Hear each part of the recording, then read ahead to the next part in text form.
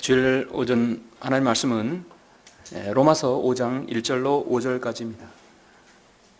신약성경 로마서 5장 1절로 5절 말씀입니다.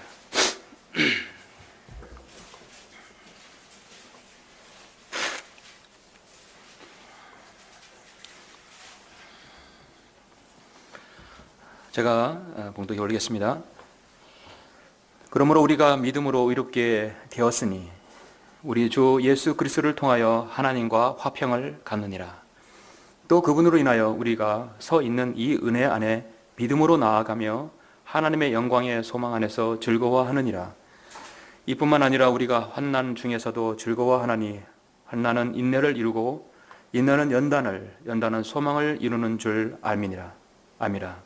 소망이 부끄럽지 않는 것은 우리에게 주신 성령에 의하여 하나님의 사랑이 우리 마음속에 부어졌기 때문이라. 아멘. 예. 자, 이 말씀을 가지고 우리 말씀을 전하겠습니다. 우리가 이제 배우자를 놓고 보면은 10년, 20년, 30년 살다 보면은 많은 어려움 가운데 있죠. 때로는 부부 싸움도 하기도 하고, 때로는 싫어하는 소리도 할 수도 있습니다. 그러나 여전히 여러분 자신의 배우자를 위해서 기도하고 배우자를 사랑한다는 말을 여전히 하죠. 예. 여러분 정말로 여러분의 배우자, 남편과 아내 정말 사랑하십니까? 했을 때 여러분 개인적으로 아무도 없는 가운데서도 또 스스로 묻고 질문해서도 여전히 사랑합니까? 했을 때 여러분 사랑합니까? 예. 사랑하냐 물었을 때 사실 같이 사니까 당연한 질문이라고 합니다. 저는 몇 년 전 어느 특강에선가 몇 년 됐는데요. 청년들에게 그리스도인의 이성교제에 대해서 강의를 할 때 내가 다시 태어난다면 지금의 아내와 같은 사람과 나는 결혼하겠다라고 먼 사람에게 이 얘기를 했을 때 또 웃기도 하고 또 이렇게 정말인가 이렇게 묻기도 질문도 받았습니다. 여러분도 정말 우리 특히 형제님 다시 태어난다면 그럴 리도 없겠지만 다시 태어나진 않죠. 한 번 죽는 것은 사람들에게 정해진 것이기 때문에 다시 모두 태어나진 않지만 그러나 다시 만나도 하더라도 지금의 배우자, 지금의 남편을 여전히 사랑하고 또 그걸 그렇게 또 같이 결혼하기를 원하시는가? 여러분 거기 그 질문에 대해서는 여러분 어떻게 생각하십니까? 그렇게 하겠다. 근데 저 같은 경우는 목회를 하면서 워낙 아내와 자식들을 고생만 시키다 보니까 그렇게 생각 안 할 수도 있어요. 근데 저는 여전히 좋아요. 그래도 어쩔 수는 없습니다. 우리는 이 땅에서 싫어도 저 하늘나라 가면 평생을 아니면 영원을 같이 얼굴 맞대고 살아야 합니다. 그때는 부부관계가 아니라 자녀관계가 아니라 서로 간에 하나님의 아들들의 관계로 우리가 만나겠죠. 아, 저 사람은 누굴 것이다. 분명히 볼 것입니다. 전혀 다른 차원의 관계일 것입니다. 우리의 만남은 또 형제 자매 간의 만남입니다. 실제적으로 혈육이 있는 형제 자매 간의 만남입니다.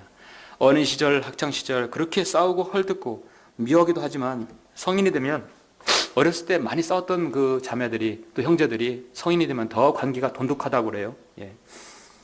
그래서 성장하면서 자녀들이 서로 이렇게 말다툼하고 싸우는 것은 자연스러운 현상이라고 봅니다. 다만 더 그리스도 안에서 우애가 있어야 되겠죠.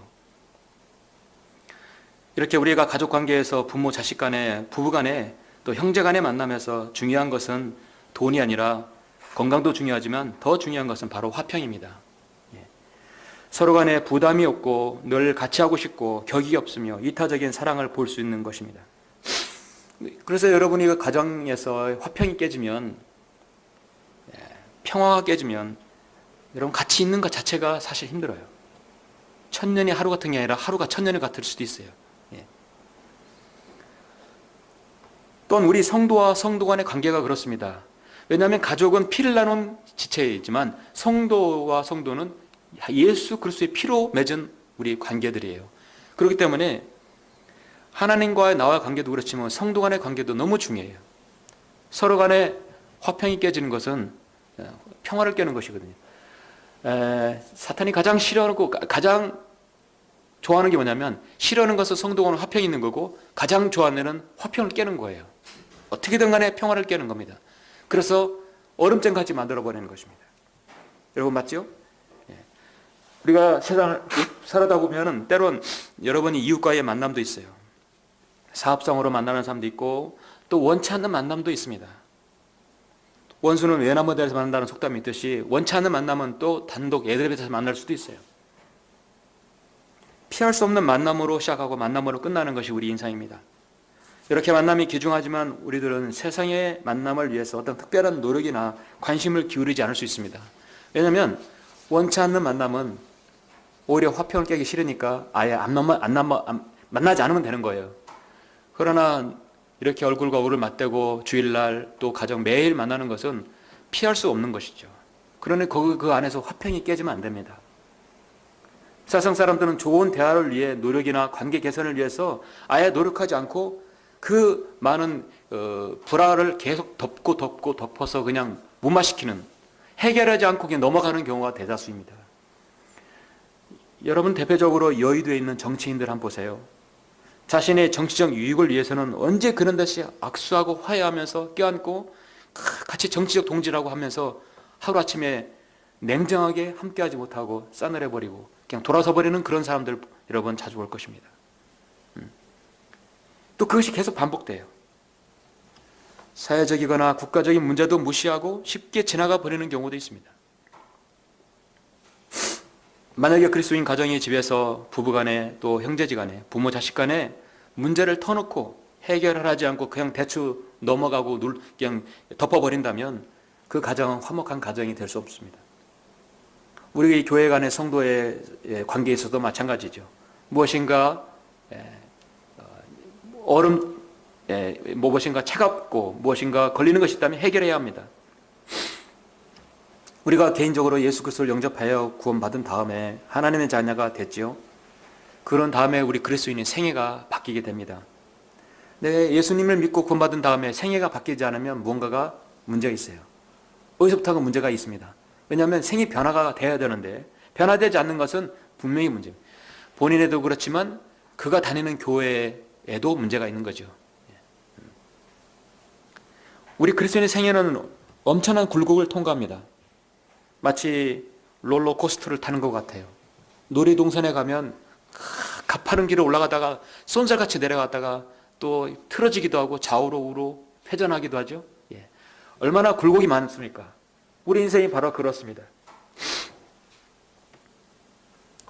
어떠한 과정을 거쳐서 결국 도착하게 되지만 많은 희로애락이 우리 그리스도인 인생에서 곳곳이 숨겨져 있습니다. 그렇다면 다른 관계, 만남은 제쳐두고 여러분의 인생에서 하나님과의 관계, 하나님과의 그 관계성에 있어서 정말 화평의 관계가 지속되고 있는 것인가? 하나님과의 만남 이후 구원받아서 여러분 각인이 주님과 어떤 교제를 하고 있는 것인가? 정말 오늘 말씀대로 하나님과 화평을 관계를 갖고 있는 것인가? 정말 긴밀하게 관계를 갖고 있는 것인가? 오늘 여러분 스스로 한번 돌아보는 계기가 되었으면 합니다. 이 세상에서 가장 화평이 깨지면 안 되는 것이 그리스도인이 하나님과의 화평의 관계입니다. 관계가 깨지면 일단 하나님과의 교제가 없게 돼요. 기도도 안 되고 말씀도 들어오지도 않고 경배도 들어와도 아무 의미가 없게 됩니다. 정말 냉랭하고 무미건조한 영적 생활이 되는 것이죠. 오늘 본문은 여러분에게 그 모든 좋은 도전을 줍니다. 성경의 진주라고 합니다. 로마서죠.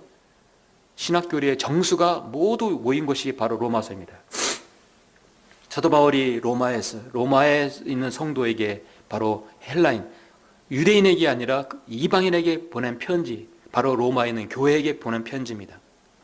특히 이 5장은 예수 그리스도께서 갈보리 십자가에서 죽으시고 또 우리가 그 사실을 믿음으로 우리가 의롭게 되었다는 주님의 위대한 죽음을 다루고 있습니다. 하나님의 사랑이 어떠한지, 그 사랑을 받은 성도가 어떻게 복된 성도로 우리가 불리우는지를 알려주고 있습니다. 1절을 여러분 한번 보시면 5장 1절, 그러므로 우리가 믿음으로 의롭게 되었으니 우리 주 예수 그리스도를 통하여 하나님과 화평을 갖느니라. 믿음으로 의롭게 되었다. 여러분, 믿음으로 단숨에 의롭게 되었어요. 우리가 행한 거 하나도 없어요. 그렇죠? 여러분 개인적으로 구원받은 그 시점을 보시면 구원받기 위해서 돈 봉투를 냈다든지 어떤 행위가 있었던 것은 아닙니다. 전혀 없습니다. 창세기 15장에 보면 하나님께서 약속을 딱 언약을 주셨을 때 아브라함은 행한 건 아무도 없어요. 믿은 거 외에는 없어요. 그래서 하나님께서 너 의롭게 여겼다. 내가 의롭게 너를 여겼다. 의롭게 여겨졌다고 말씀하고 있어요. 그래서 하나님께서 그래 너 믿음이 얼마인지 한번 보자. 22장에서 내 아들을 바쳐라. 번제로 드려라. 칼로 죽여서 각을 떠서 완전히 태워버려라 했을 때 아브라함은 고민하지 않고 예스 했어요. 아브라함이 그렇게 믿음을 통과한 것은 아내와 상의하지 않고 했다는 어떤 설교자가 그런 말을 한 적이 있었어요. 자, 그런 귀한 것을 아내 사라와 상의했더라면 믿음이 없었다면 분명히 반대했겠죠. 그런데 아침 일찍 일어나서 아들을 데리고 하나님께서 아들의 번제로 바치려고 간 것이죠. 실제로 죽이려고 했습니다. 아브라함은 하나님께서 의롭게 여겼고 그 다음에 22장에서 실행함으로써 의롭게 되었어요. 우리가 하나님과는 관계는 우리가 의롭게 여겨졌고 의롭게 된 것이 아니라 단숨에 의롭게 되어버렸어요. 완료입니다. 로마서 5장 여러분 10절 본문은 아니지만 좀 밑에 내려가시면 우리가 원수 되었을 때에도 그의 아들의 죽음으로 인하여 하나님과 화해하게 되었으니 더욱더 화해하게 된 우리는 그의 생명으로 인하여 구원을 받게 되리라. 우리는 마귀의 자식이었습니다. 하나님과 원수지간이었어요. 그러나 하나님과의 화해하는 계기가 되었다는 것이죠. 화해는 무엇인가 틀어진 화평이 깨진 것을 다시 원상 복귀시키는 것입니다. 그래서 고린도후서 5장 18절에 보면은 우리의 역할이 어떤 역할이라고 말씀하셨습니까?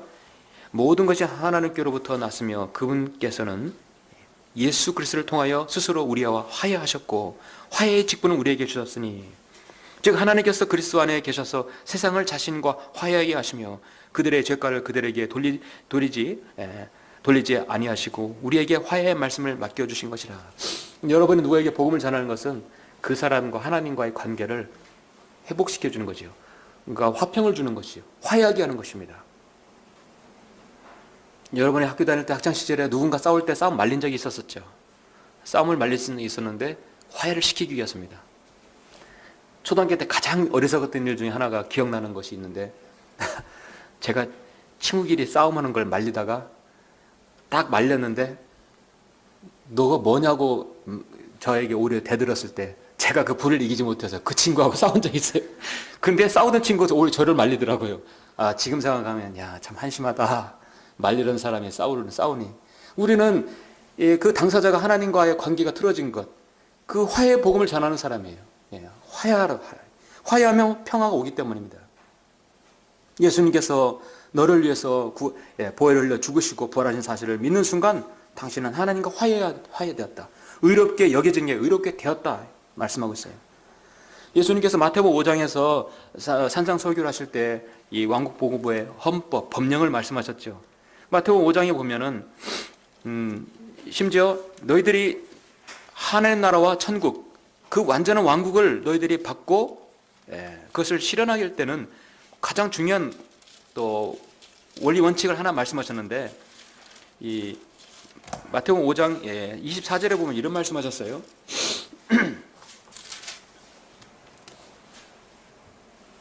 자, 내 예물을 23절에 보니까 그러므로 만일 내가 예물을 제단에 드리다가 내 형제가 내게 반감을 갖고 있다는 것이 생각나거든.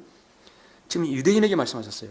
내 예물을 제단 앞에 놓아두고 가서 내 형제와 먼저 화해하고 와서 예물을 드리라. 너는 너의 대적과 함께 길에 있는 동안에 그와 속히 화해하라.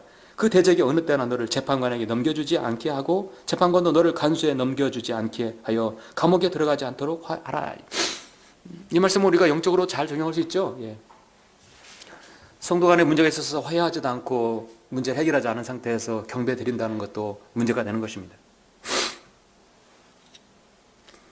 주님께서 산상설교를 하실 때도 중요하게 유대인에게 말씀하신 주제한 것은 화해와 화평이 중요하다.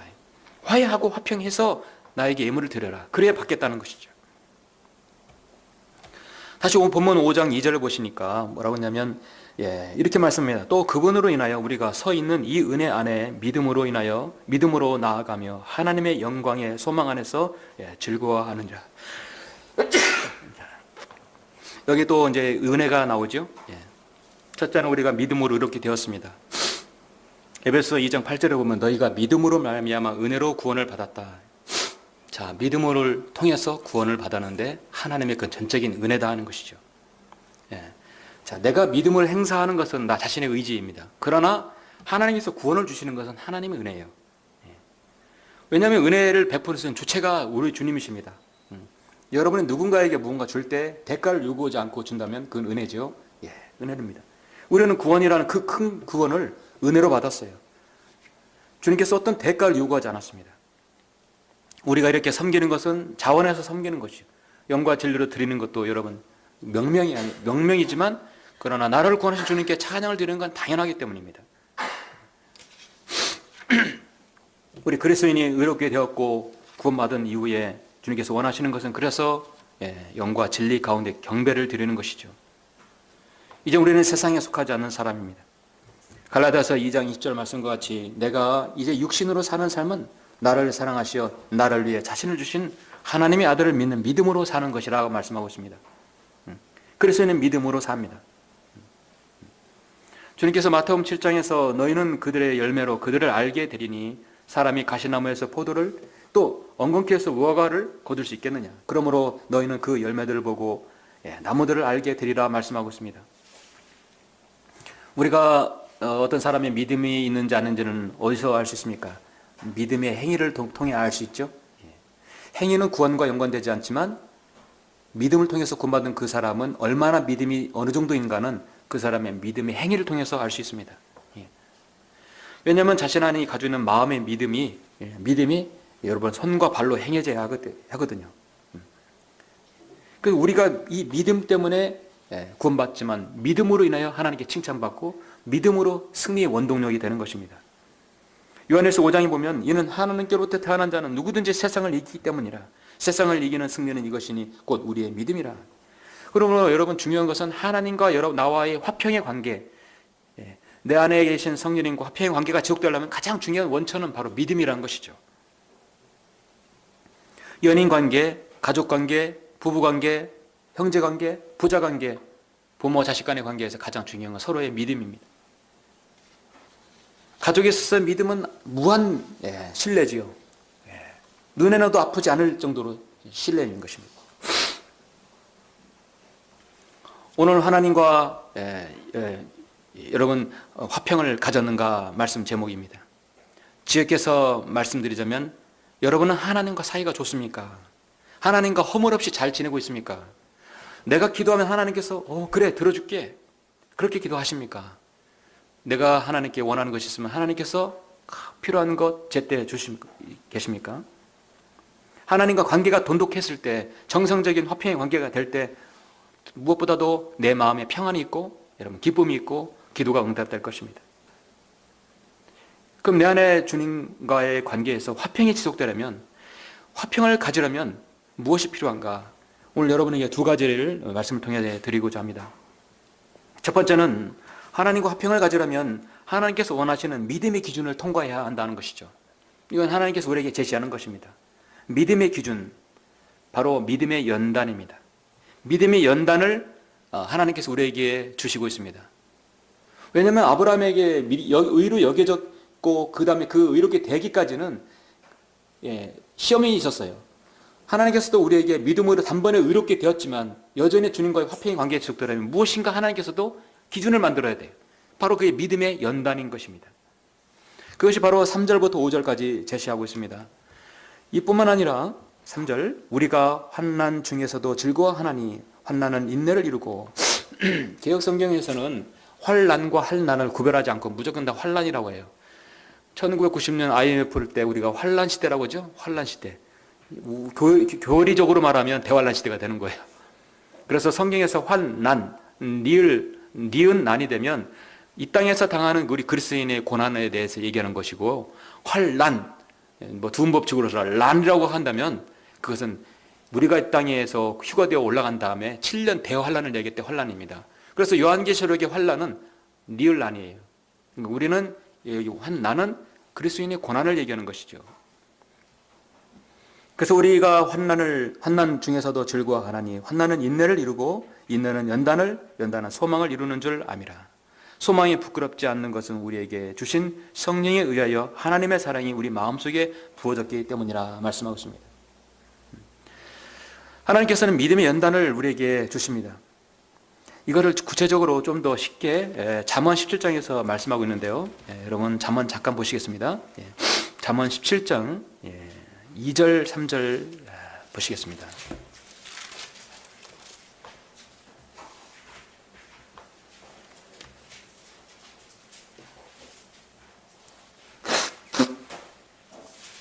(10장) 2절 3절 현명한 종은 수치를 일으키는 아들을 다스릴 것이며 형제들 중에서 유업을 나눠 받으리라. 도가니는 은을, 용광로는 금을 연단하거니와 주께서는 사람의 마음을 연단하시느니라. 주께서는 사람의 마음을 연단하신다. 항상 은은 도가니, 금은 용광로라고 말씀하고 있죠. 어떤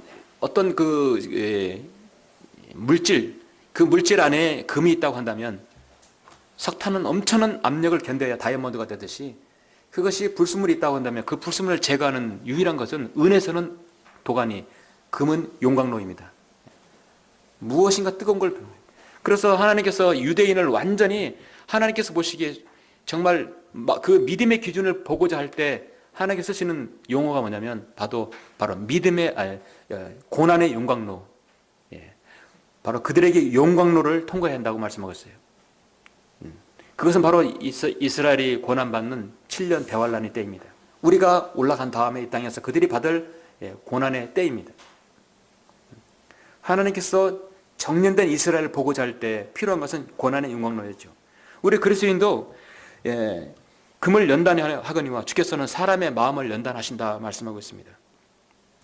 우리가 연단받을 때는 우리 육체가 아니라 사실은 믿음의 연단이죠. 모든 그리스도인에게는 자신이 믿고 있는 신앙에 대해서 그 믿음에 대해서 시험이 올 때가 있습니다.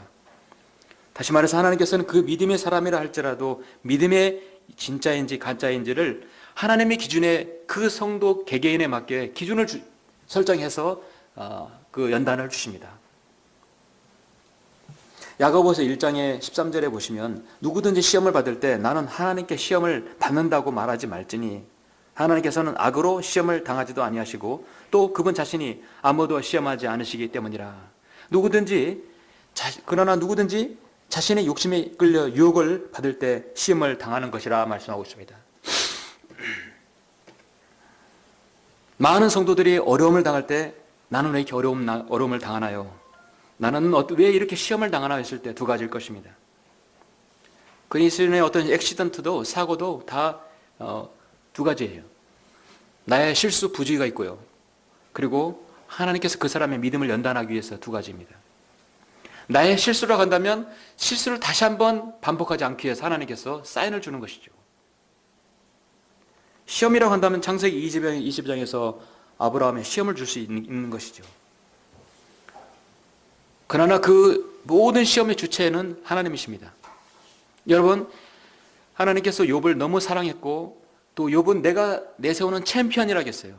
이 사람만한 의인이 없다 그랬을 때 사탄은 반기를 들었죠.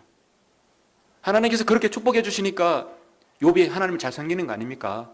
한번 그를 쳐보십시오. 그래? 그럼 내가 생명은 빼고 네가 알아서 다 쳐라. 그의 종, 그의 아내, 자녀들 다 사탄의 손에 맡겨졌을 때 다 죽게 됐죠.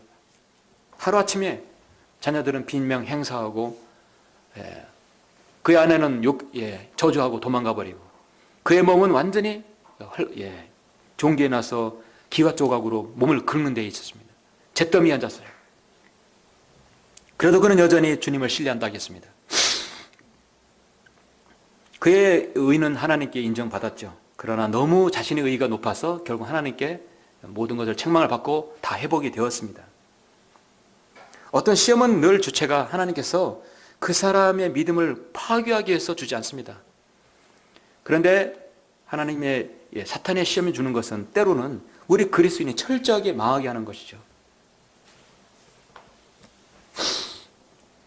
저나 여러분이나 제도공과 다닐 때 많은 시험 중에 하나가 어려움을 당했을 때 하나님을 향해서 열심히 드리고 섬기고 모든 걸 다 했는데 어려움 당했을 때는 사실은 철저히 마귀에게 속는 경우가 대다수입니다. 성경적 교리에 입각해서 그 교리가 바른 교리인지 바른 말씀인지 구별하지 못하고 교회에서 행하는 모든 행사들 다 참여하고 열심히 했지만 결국 남는 것은 세월이 지나간 다음에 모든 어려움들, 경제적 어려움들, 육체적 어려움들을 겪고 있는 것입니다. 하나님께서 그렇게 그 사람에게 윤택하지 못하게 하고 하나님 화평을 깨라고 하나님께 주셨을까요? 그렇지 않습니다. 아까 소개한 여러분 영적 전쟁 그 책은 그리스도인이 속지 않으려면 어떻게 해야 되는 것인가 거기에 자세히 나오고 있더라고요. 어쨌든 하나님께서는 여러분에게 믿음을 파괴하라고 시험을 주잖아요. 우리가 어려움을 당하는 것은 잘 지켜봐야 합니다. 내 실수 때문인가? 아니면 하나님께서 더 큰 축복을 주시기 위해서, 복을 주기 위해서 그 믿음의 연단을 나에게 설정해 놓은 것인가를 봐야 합니다.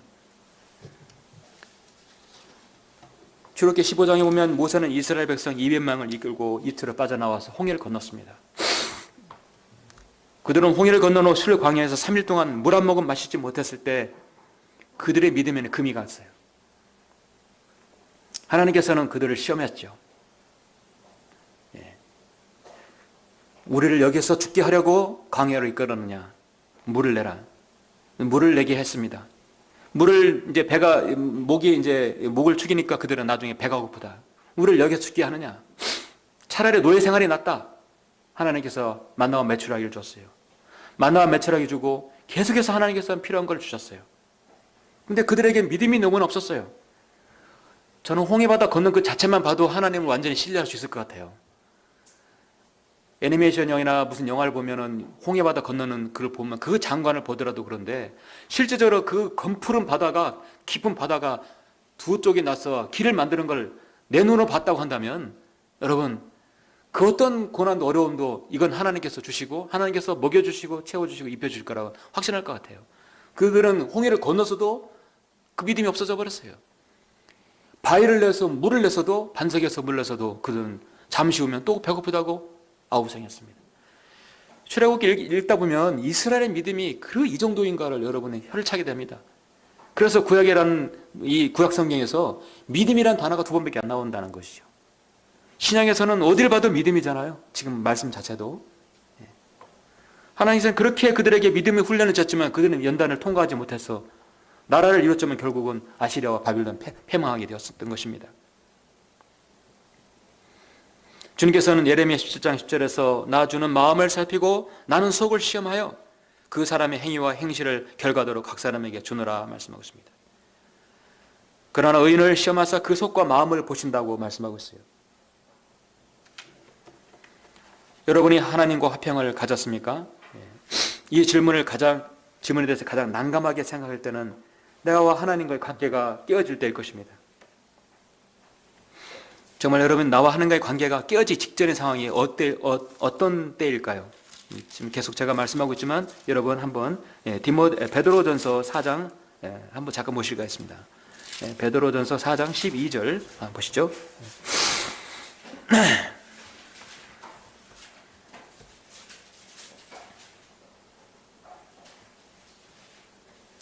역시 사람은 육체를 가지고 있기 때문에 아프고 힘들고 어려우면 둘 중에 하나예요.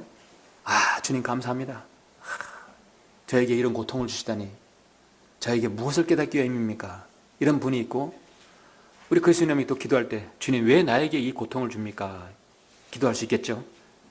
그러나 이제 베드로전서가 이 4장에서 나올 때 이 부분은 베드로는 이미 산전수절 다 겪고 난 다음에 엄청난 시련을 겪은 다음에 상당히 성숙한 상태에서 사도 바울에게 그렇게 면박도 당했던 그가 엄청난 성숙된 단계에서 성경을 쓴 부분이에요.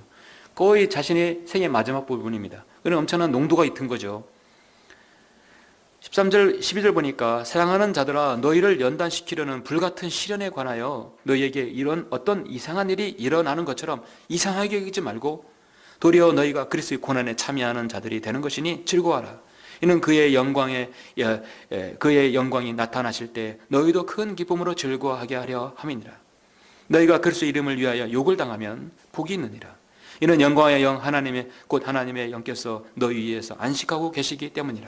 그들의 편에서는 그분께서 비방을 당하시나 너희 편에서는 영광을 받으시느니라. 고난이 올 때는 이상하게 생각하지 말라. 실현에 관해서 믿음의 연단이라고 생각한다면 이 상황에 생각하지 말라는 것이죠. 오히려 즐거워라고 말씀하고 있습니다. 우리 믿음은 두 가지예요. 믿음이 떨어질 때 하면 올라갈 때입니다. 믿음이 떨어질 때는 투정도 부릴 수 있죠. 그런데 믿음이 올라갈 때는 이것이 나의 연단의 과정이라고 생각합니다. 어떤 그리스도인이 처음에 연단이 오고 믿음의 시험이 올 때 어떤 그리스도인이 주님 감사합니다라고 할 수 있겠어요? 솔직히 그런 그리스도인은 없을 거라고 봅니다.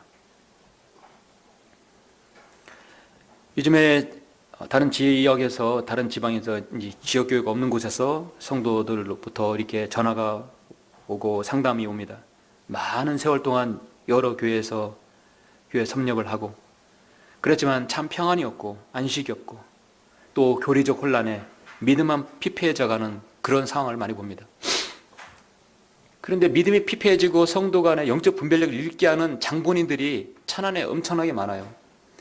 뭐 신천지, 뭐 이만이라든지, 뭐 하나님의 교회, 거기는 아예 뭐 제껴놓고 너무 다른 길로 가버리니까 은근히 성경적이고 은근히 미래에 대해서 밝게 말씀한다고 하는 가짜들이 은근히 많아요. 대표적으로 여러분 나팔수 목사입니다. 천안에.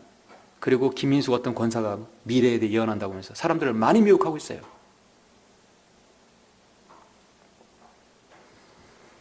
근데 그 성도 중에 이제 이렇게 상담하다 보면은 기도가 됩니다. 목사님 어떻게 기도해야 됩니까? 많은 부분에서 힘들어할 때 어떻게 기도해야 됩니까? 저는 그랬어요. 성숙하지 못한 성도가 어떻게 처음부터 주님이 이 베드로전서 4장의 이 말씀대로 그 고난에 참여한다고 감사하며 기도할 수 있겠습니까? 제가 그랬어요. 일명 제가 이 이름을 붙였는데 쉽게 이해하기 위해서 일명 땡깡 기도를 해라. 예. 어린 아이가 부모에게 달라고 뭘 했을 때 엄마 뭐 사주세요. 뭐 사주세요 하면 됐어 나중에 사줄게. 어린애 하나 사주겠습니까? 그러세요? 그러면 때를 기다리겠습니다. 그런 자녀가 있습니까? 처음부터? 땡깡 부리죠. 밥도 안 먹어요. 숙제도 안 하고요. 학교도 안 가려고 그래요. 때로는 식음도 전폐하려고 그래요. 어렸을 때 제가 축구도 못하는데 축구공 사달라고 한 이틀을 굶은 적이 있어요. 그래서 3일째 사주시더라고요. 땡깡을 부리는 거예요. 그래서 고난을 당할 때 어려울 때 땡깡 부려요. 주님, 나는 지금까지 주님 열심히 살았습니다. 주님을 위해서 온전히 헌신했습니다. 주님이라고 한다면 발벗고 나서서 모든 거 드리고 다 했습니다. 그런데 지금 나에게 찾아오는 것은 고난과 어려움, 경제적인 것들, 육체적인 어려움들 시큰 울면서 기도하십시오. 그래서 저는 하나님께 땡깡 부리라 했어요. 땡깡 부리시라고. 나는 주님께 했는데 주님 나에게 오는 건 이게 무엇입니까? 며칠을 몇 시간을 그렇게 울고 기도하다 보면 하나님께서 깨닫게 해주시는 거 있을 겁니다. 그 다음엔 어떻게 기도로 넘어가냐? 그 다음에는 부복기도를 하라. 예. 제가 이름을 쳤는데 부복기도. 그냥 하나님께 완전히 엎드려라 이제. 엎드려라. 이제는 내 인생은 주님 것입니다.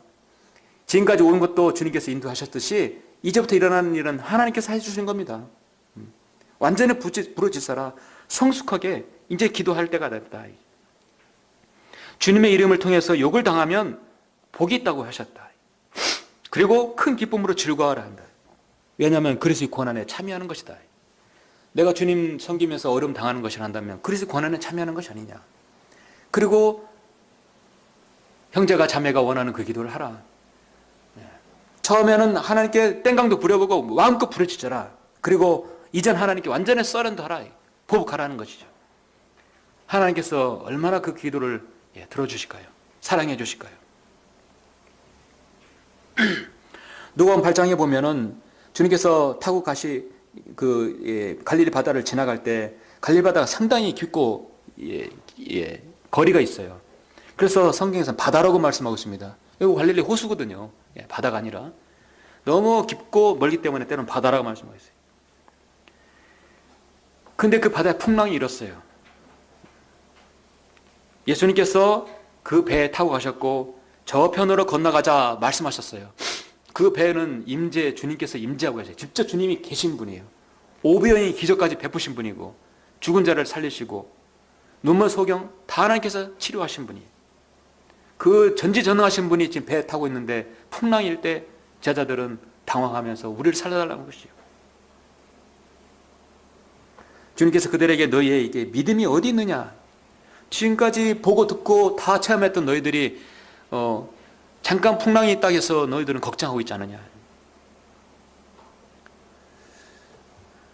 주님께서 바다를 꾸짖어서 잔잔하게 했을 때 그들은 정말 기이하고 무섭기도 했어요. 도대체 이분이 누구신가? 그가 명령하시니 바람과 파도까지도 그에게 복종하노다. 그제서야 그들은 주님을 더 신뢰하게 되었죠.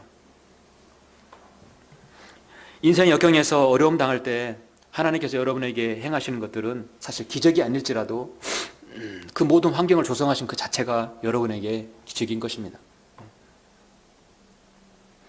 베드로는 4장 12절 말씀처럼 사랑하는 자들아 너희를 연단시키려는 불같은 시련에 관하여 너희에게 어떤 이상한 일이 일어난 것처럼 이상하게 여기지 않는 것이 그리스도인의 최고의 어떤 믿음의 절정이 되겠죠. 땅 속에서 캐낸 흐르는 시냇물에서 캐낸 사금이 금이 되려면 반드시 용광로를 통과해야 하듯이 우리의 믿음도 믿음의 연단에 하나님의 어떤 기준이 통과됐을 때 최상의 화평이 우리에게 찾아오는 것입니다. 종교개혁을 하는 독일의 종교개혁자 말틴 루터는 시련이었고 모든 것이 순조로울 때 가장 위험한 시련이다. 왜냐하면 그때 인간은 하나님을 망각하고자 하는 유혹을 받기 때문이다. 그래서 여러분 그리스도인에게는 아무 일이 일어나지 않는 것보다도 어떤 일이 일어나야 합니다. 어떤 일이 일어날 때 그걸 통해서 가정이 복음화되고 그걸 통해서 진리가 그 안에 가정에 들어가고 그걸 통해서 더 성숙한 믿음을 주기 위함이시죠. 그래서 우리 인생은 항해하는 배와 같습니다. 순풍에 돛을 달고 평안하고 항해를 할 수도 있지만 느닷없이 풍랑을 만날 때도 있어요. 질병과 사고와 사업의 실패와 동료와 친구의 모함과 배신, 또 자식, 부부 문제 여러 가지 있을 수 있습니다. 그 모든 것은 사탄이 원하는 것은 마귀 원하는 것은 그 가정 화평을 깨기 위함이에요. 평화를 깨는 것이죠. 그러나 주님은 그걸 통해서 주님과의 화평을 만들기 조성하기 위한 과정이라는 것입니다. 어떻게 생각하냐에 따라 달라요.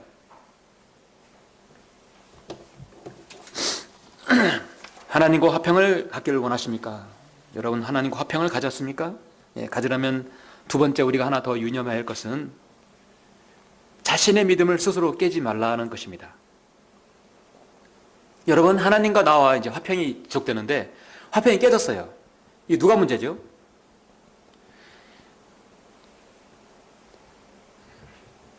피터러 건 목사님은 학자와 학자와 성경에 말하는 바가 틀릴 때 학자는 무조건 마귀 편이다 그렇게 말한 적이 있어요. 성경학자는 항상 성경을 연구하겠죠. 그런데 그 말씀하고자 하는 방향이 틀리다면 성경과 학자가 말하는 것이 틀리다면 누가 잘못됐겠습니까? 성경은 항상 옳아요. 항상 하나님은 옳습니다. 100% 항상 바라요. 문제는 인간이에요. 하나님과 인간의 관계, 주님과 나와의 관계, 여러 번 안에 계신 성령님과 나와의 관계가 깨어지고 문제가 생기면 그건 누구 책임이에요? 성령님, 하나님 책임이 아닙니다. 원인은 나에게 있는 것이에요. 우리 가족이나 형제나 아니면 심지어 영적 전쟁에서 성도 간에 분쟁이 있을 때 우리는 늘 자신을 두둔하게 합니다. 이게 인간의 본성이에요. 자신이 문제가 없다. 문제는 당신이고 문제는 저 사람이다. 우리는 늘 그런 경향이 있습니다. 제가 문제입니다. 사실 성숙한 그리스도인이 되겠죠. 누군가를 여러분이 가르칠 때 이렇게 가르치죠. 여러분 이렇게 가르치잖아요. 참 이게 묘한 거죠. 당신이 문제야. 그러면 상대방이 하나를 가르치고 이 손가락은 어디를 가르치죠? 하나님도 문제고 너도 문제야. 그렇게 생각하죠. 사실은 세계가 나를 가리키는 거거든요. 문제는 세계가 문제 있는 거예요. 당신이 문제야면 결국 나에게 문제가 세계가 있다는 것을 뜻하는 것입니다. 하나님께서는 이스라엘 민족에게 너희가 하나님과의 관계를 깨지 말라는 것이죠. 그들은 너무나 단순했어요. 이방 신을 받아들이지 않고 우상숭배하지 않으면 하나님 말씀의 율법만 받아들이면 그들은 축복 속에서 세계의 가장 우월한 민족을 삼아주시겠다고 했어요. 너무나 간단해요. 잘 섬겼는데 너에게 믿음이 연단을 주겠다고 그런 적이 없었어요. 신명기하고 레위기하고 민수기 그런 말씀이 여기처럼 믿음의 연단을 그 기준을 주겠다고 하나님께서 하신 적이 없습니다. 그냥 잘 섬기면 100% 그러는 축복이에요. 여러분 예레미야 9장을 한번 보시겠습니까? 예레미야가 이스라엘 백성을 향한 그 질타가 무엇이냐면 그들은 스스로 자신의 믿음을 깨버리는 것이었어요. 예레미야 9장 5절 보시면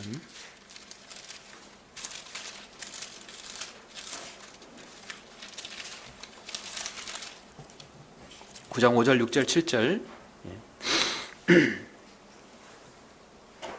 만일 너희가 너희의 길과 너희의 행위를 완전하게 고치며 너희가 어떤 사람과 그 이웃 사이에 완전하게 공의를 실행한다면 죄송합니다. 제가 저기 9장 5절이라 했는데 이런 9장 5절 맞죠? 9장 5절 7장 5절에 9장 5절입니다. 그들은 각기 자기 이웃을 속이며 진실을 말하지 아니하며 그들의 혀로 거짓말하는 것을 가르치며 죄악을 행하여 스스로를 피곤케 하는도다. 내 처소는 속임수가 한가운데에 있으며 속임수로 인하여 그들이 나를 알기를 거부하는도다. 주가 말하노라. 그러므로 만군의 주가 이같이 말하노라. 보라, 내가 그들을 녹여서 연단하리라. 내가 내 백성의 딸을 위하여 어찌하리요. 이스라엘 백성들은 스스로 자신의 믿음을 파괴하고 스스로 거절한 것입니다. 그것은 하나님께서 예정된 일이 아니었어요. 그들의 믿음 없음으로 인해서 거부한 것이었습니다. 그들은 거부하였어요. 그들이 우상숭배인가 대해서 성경은 뭐라고 했냐면 그들은 또 바알의 산당들을 지어 자기들의 아들들을 바알에게 번제물로 주어 불로 사르게 하였으니 그것은 내가 명명한 것도 말한 것도 아니며 내 마음에 든 것도 아니니라. 그들의 스스로 믿음을 파괴해버리고 등져버린 것이죠. 그 책임은 누구에게 있는 것이냐? 이스라엘의 배교는 이스라엘 민족에 있는 것이었어요. 하나님께로부터 완전한 선택을 받은 이스라엘이라 할지라도 그들 스스로 불순종하고 말씀을 거역하면 하나님께서 평안을 깨겠다는 것이죠. 스스로 깨지는 것이죠. 그런 다음에 하나님의 다루심, 하나님의 연단이 있을 것이다. 이제 이스라엘에 대한 연단은 곧 올 것입니다. 우리 자신에게 나태함과 게으름과 육신적인 성향들이 때로 나타난다고 한다면 그것은 그것들로 인해서 하나님과 나의 화평을 깨는 가장 중요한 중요한 매개차가 될 수 있습니다. 심지어 다른 성도의 화평도 깰 수 있어요. 게으름과 나태함은 나 스스로 하나님과의 관계를 깰 수 있지만 육신적인 성향들은 심지어 성도 간에 심지어 하나님과 자신 간의 화평도 깰 수 있는 것이에요. 그러므로 성도는 스스로 매일 자신을 돌아봐야 합니다. 자신의 화평, 주님과의 화평뿐만 아니라 성도의 화평을 깨는 일이 내가 그것의 매개체가 되어서는 안 되는 것이죠. 자신의 영적인 상태를 늘 돌아봐야 하는 것입니다. 자신을 돌아봐란 말씀이 있어요. 그래서 고린도후서 13장 5절에 보면 너희가 믿음 안에 있는지 너희 자신을 시험하고 스스로 입증하라. 예수 그리스도께서 너희 안에 계신 것을 스스로 알지 못하느냐 말씀하고 있습니다. 내 입에서 나오는 말과 행동은 나의 영적인 바로미터, 온도계다라고 여러분 생각하시면 됩니다. 믿음은 들음에서 시작하죠. 들음은 하나님의 말씀이라고 말씀하고 있습니다. 여러분이 주님을 믿고 섬긴다고 하면서 내가 최상을 주님을 사랑한다고 하면서 하나님께 경배 드리는 것에 소홀하게 되면 안 됩니다. 경배가 최상의 순종이고 기본인 것입니다. 듣는 것에서 소홀히 하게 되면 말씀을 읽는 것에 소홀하게 공부하는 것에 소홀하게 돼요. 가장 중요한 것은 내가 읽고 묵상하고 공부하는 것도 중요하지만 그 말씀을 잘 버무려서 성도들의 마음밭에 심겨지기를 원하는 강단에서 나오는 말씀이 여러분이 가장 중요해요. 소중합니다. 사람이 가장 오감에서 가장 빠른 그 감각 기관이 뭔지 아십니까? 여러분 보고 이거구나 이게 아니에요. 생각하기 아니에요. 가장 빠른 기관이 듣는 거예요. 여러분 누구를 불렀을 때 찬양아 불렀을 때 보면 아빠다 부르는 게 아니죠. 듣고 보는 거 아니에요. 그러죠? 듣고 아빠 날 부르는구나. 가장 듣는 것이에요. 듣는 것이 여러분 눈보다 훨씬 빨라요. 만지는 것도 빨라요. 하나님께서는 가장 빠른 기관 바로 여러분이 듣는 것입니다. 듣는 것에서부터 하나님 말씀이 시작돼야 돼요. 그렇게 해야 내가 보고 읽고 하는 것입니다. 듣는 것에서 등한히 여기면 하나님께서 관계를 소홀히 여길 수 있는 것이죠. 그 사람이 하나님의 말씀을 얼마나 들으려는 의지와 관심, 열정이 있는지 그 사람의 믿음의 기준이 될 수도 있어요. 그런데 믿음 성장의 원리의 가장 기본은 말씀은 들으면서라고 성경은 말씀하고 있습니다. 늘 듣게 되면 마치 어떤 거냐면, 여러분 모내기에서 모를 다 심었어요. 농사 심은 분들을. 모를 심었는데 논에 물이 있으면 됩니까? 안 됩니까? 있어야 되겠죠. 물이 없으면 안 돼요. 이 논이라는 작물은 잘은 모르지만 항상 물이 촉촉해야 돼요. 말라버리면 안 돼요. 촉촉해야 돼요.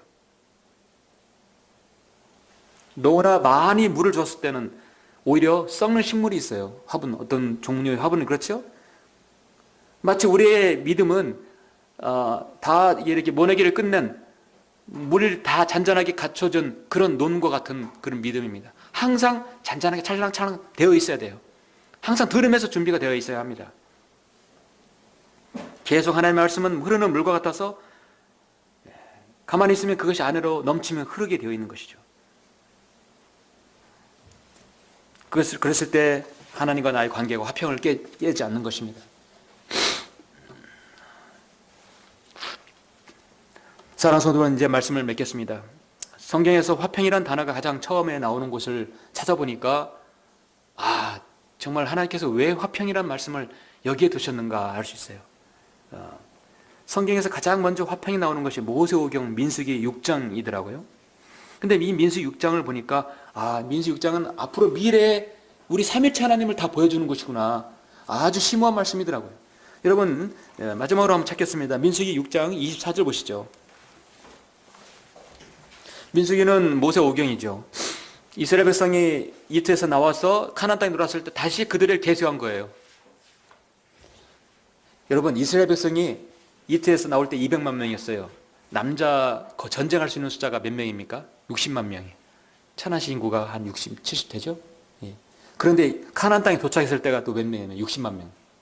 숫자가 별 바뀐 게 없어요. 하나님께서는 늘 그 믿음의 연단을 통해서 남은 그 사람을 쓰신다는 거예요. 40년이 흘렀는데 적어도 몇 명만 더 맺는 증가한다면 엄청난 숫자였을 것이에요.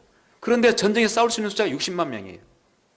그들이 가나안 땅에 들어가서 전쟁에서 그들을 싹 8민족을 7의 이방 민족을 싹 걷어내고 싹 치워버리고 그 가나안 땅을 차지하려면 한 사람 앞에 60만 명이 한 사람이 몇 명을 죽여야 되는지 아십니까? 1000명을 제거해야 돼요. 엄청난 믿음이에요. 그렇게 계수를 했던 그 이제 장에서 6장에서 보시면 24절 보시니까 주께서 너에게 복 주시고 너를 지키시기를 원하며 주께서 그의 얼굴을 내게 비추시고 내게 은혜로우시기를 원하노라. 주께서 그의 얼굴을 내게 드시고 내게 화평을 주시기를 원하노라 하라. 예. 그들이 내 이름을 이스라엘 자손에 둘지니 그러면 내가 그들에게 복을 주리라 하시니라. 여러분 복의 근원은 누구시죠? 하나님 아버지죠. 24절은요 삼일체 하나님 중에 하나님 아버지를 말씀하는 겁니다. 복을 주신다. 주께서 복의 주체입니다. 주께서 그의 얼굴을 내게 비추시고 내게 은혜로우시기를. 은혜는 항상 뭐죠? 예수 그리스도를 통해서 나온다겠죠?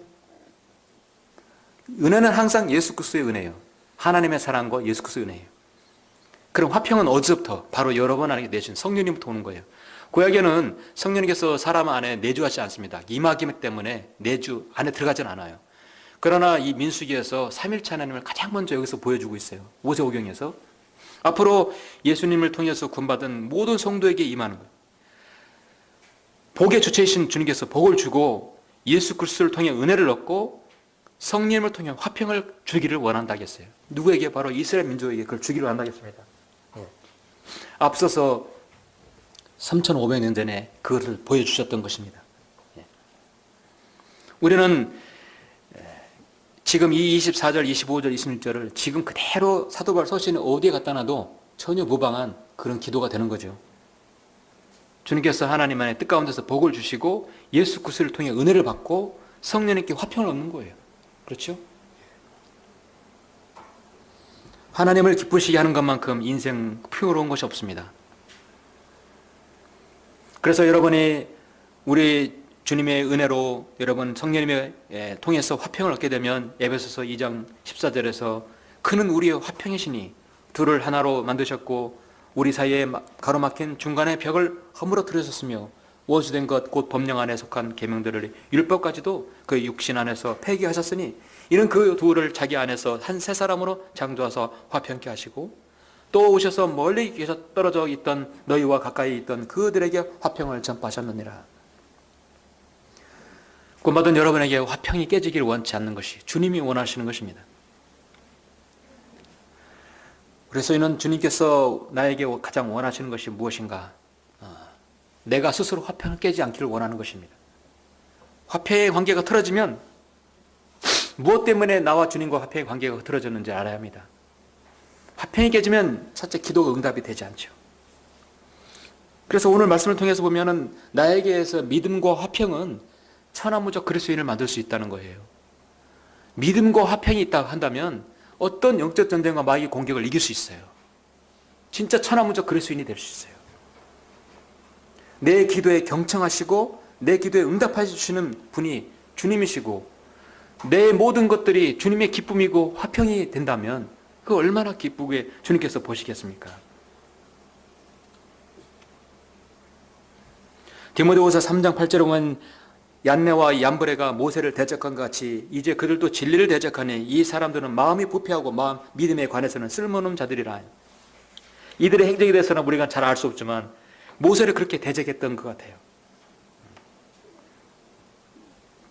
성도 여러분, 하나님께서는 우리의 양심까지 꿰뚫고 계시는 분이십니다. 우리의 모든 심중을 아시는 분이십니다. 여러분이 하나님의 말씀을 대할 때, 기도하실 때, 또 새해에 임할 때 어떤 것이든 주님의 일과 관계된 것이라고 한다면 우리의 마음과 양심은 순수하고 선해야 합니다. 우리의 인생 가운데 믿음의 시련은 너무도 많이 불어닥치더라도 여기 사도 베드로의 고백대로 믿음의 시련이 있다 한다면 그것은 나에게 즐거움으로 여기며 그 그리스도의 고난에 참여하는 것으로 생각하라 했습니다. 그것이 정말 바로 성장한 그리스도인의 면모인 것입니다. 어려울 때마다 여러분 주님의 이루와 또 주님의 그 자상하신 보호하심을 우리가 깨닫는 것은 주님과 나와의 관계를 화평을 깨지 않기를 원하는 것이죠. 이제 여러분이 주님이 오실 때까지 여러분 생애에서 때론 믿음의 연단 그 기준이 하나님께서 여러분 설정하셔서 그것이 오더 하더라도 정말 믿음 있는 성도로 주님과 늘 여러분 완전한 그 화평 가운데서 관계가 지속되시길 간절히 바랍니다. 기도하시겠습니다.